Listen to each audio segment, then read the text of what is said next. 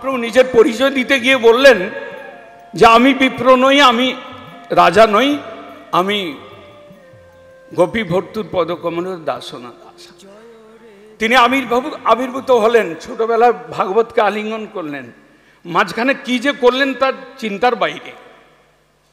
আপনি মহামারী দুর্ভিক্ষের দান করবেন। একদিন কীর্তন করতে করতে গেছেন, একটা নিতান্ত দরিদ্র শ্রীধর, তার বাইরে কুকুর বিড়াল জল খায় সেই রকম একটা লোহপাত্রে জল ছিল, ওটাকে উঠিয়ে ঘটঘট করে পান করতে লাগলেন। এরকম মহামানব কে রয়েছে? আপনি মহামানব বলেন, কিন্তু আমরা জানি যে ভগবান স্বয়ং। এরকম কে রয়েছেন? একজন শুক্লাম্বর ব্রহ্মচারী সারাদিন ভিক্ষা করে রাত্রিবেলা হলে মহাপ্রভুর কীর্তনে এসে যোগদান করতেন, ভালো লাগতো, মহাপ্রভুকে দর্শন করতেন, কীর্তন শুনতেন। একদিন তার ঝোলা থেকে কাঁকড় মিশ্রিত খুদ চাল, ভাঙা চাল, ওইটাই এক মুঠা নিয়ে খাওয়া শুরু করলেন। এরকম দয়াল কে রয়েছেন পৃথিবীতে? একজন কুষ্ঠ বিপ্র, বাসুদেব বিপ্র, হা করে চিৎকার করছেন, পুরো শরীরে গলিত কুষ্ঠ রোগের সেই অংশগুলোতে পোকা, কীট হয়ে গেছে। কীটগুলো যখন তার শরীর থেকে বেরিয়ে যেত, সে কীটগুলোকে উঠিয়ে আবার ঘায়ে রেখে দিত যাতে ও মরে না যায়। আমি তো মরছি যন্ত্রণায়, কিন্তু এটা যেন না মরে। সেই রকম একটা কুষ্টি ব্রাহ্মণকে মহাপ্রভু আলিঙ্গন দিয়ে বুকে তুলে নিয়ে বলে, তোমার কবু না বাঁধিবে তোমায় বিষয় তরঙ্গ, সর্বদা তুমি কৃষ্ণ নাম করো, কখনোই তোমাকে বিষয় তরঙ্গ বাঁধতে পারবে না, ত্রিতাপ জ্বালা কষ্ট দিতে পারবে না। তার কুষ্ঠ ব্যাধিকে দূর করেছে। আমাদের দেশের বিশেষ করে বঙ্গের পণ্ডিতগণ, বুদ্ধিজীবীগণ, রাজনেতাগণ, বড় বড় ডিগ্রিধারীগণ, তারা এখানে আসেন, বক্তৃতা দেন। তারা বলেন চৈতন্যদেব এই করেছেন, ওই করেছেন। কি করেছেন? ঘোড়ার ডিম করেছেন তিনি। কি করেছেন? সমাজ সংস্কার করেছেন। সমাজ সংস্কার করার আর লোক ছিল না।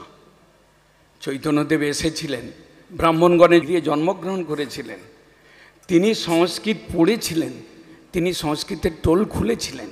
সময় এলো, নিত্যানন্দ প্রভুকে ডেকে আনলেন, এইবার নাটকটা শুরু করলেন যে আমি তো ন্যায় ব্যাকরণ শেখাবার জন্য আসি নাই, আমি তো এসেছি কৃষ্ণ পড়াবার জন্য। তিনি কৃষ্ণ নাম শুরু করলেন, কৃষ্ণের আলোচনা শুরু করলেন, শ্রীবাস অঙ্গনে রাত্রিতে কীর্তন শুরু করলেন, তিনি হরিকীর্তন তিনি বাড়ানো শুরু করলেন।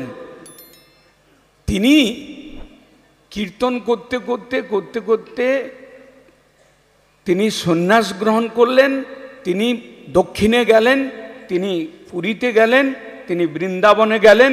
যেখানেই গেলেন সেখানে সেই যারা সামনে এলো তাদেরকে কৃষ্ণ নামে উন্মত্ত করলেন। আমরা এটা বুঝতে পারলাম না। মরবার সময় তো 4 জনের কাঁধে চড়ে দিব্যি বলতে বলতে যাচ্ছি, বলো হরি হরি বল, রাম নাম সত্য হ্যায়। আর চৈতন্যদেব করে গেলেন সমাজ সংস্কার। যিনি কৃষ্ণ নাম নিয়ে এলেন, যিনি কৃষ্ণ কীর্তনের প্রবর্তন করলেন, মরবার পরে যে কানে শোনা যাবে না সেই স্লোগানটা যার কাছ থেকে এলো, আমরা বললাম কি চৈতন্যদেব সমাজ সংস্কারক। এইটুকুই দেখলাম, পাণ্ডিত্যের দ্বারা এইটুকু বিচার করে দেখলাম যে চৈতন্যদেব সমাজকে সংস্কার করে গেলেন। কিন্তু চৈতন্যদেব যখন ঈশ্বর পরিবারের কাছে মন্ত্র নিয়ে কানাইয়ের নাটশালায় গিয়ে বৃক্ষের উপরে দেখলেন কালো একটা ছেলে বাঁশি বাজাচ্ছে, সেটা কি সমাজ সংস্কারের মধ্যে পড়ল? চৈতন্যদেব যখন রামেশ্বরমে গিয়ে একজন মূর্খ ব্রাহ্মণ, তিনি গীতা পাঠ করছিলেন, ভুলভাল পড়ছিলেন, কেউ তার দিকে তাকাচ্ছিল না, কিন্তু সেই ভুলভাল পড়ার মধ্যেও তার চক্ষুতে জল ছিল, ভক্তির ভাব ছিল। চৈতন্যদেব তার পেছনে দাঁড়িয়ে ওয়েট করলেন। যখন পাঠ শেষ হলো তাকে আদর করে বললেন, তোমার গীতা পাঠে আমি খুব মুগ্ধ হয়েছি, তুমি কেন কাঁদছিলে বলতে পারো? তো বললেন যে প্রভু, আমি তো মূর্খ, আমি তো গীতা পাঠের কিছুই জানি না, আমি তো এইসব ভুলভাল পড়েই যাচ্ছিলাম। কিন্তু আমার মনে একটা সবসময় ধারণা থাকতো যে আমার প্রভু তিনি ঘোড়ার রশ্মি ধরে রথটাকে চালাচ্ছেন, আর ভক্ত উপরে সিংহাসনে বসে আছেন অর্জুন।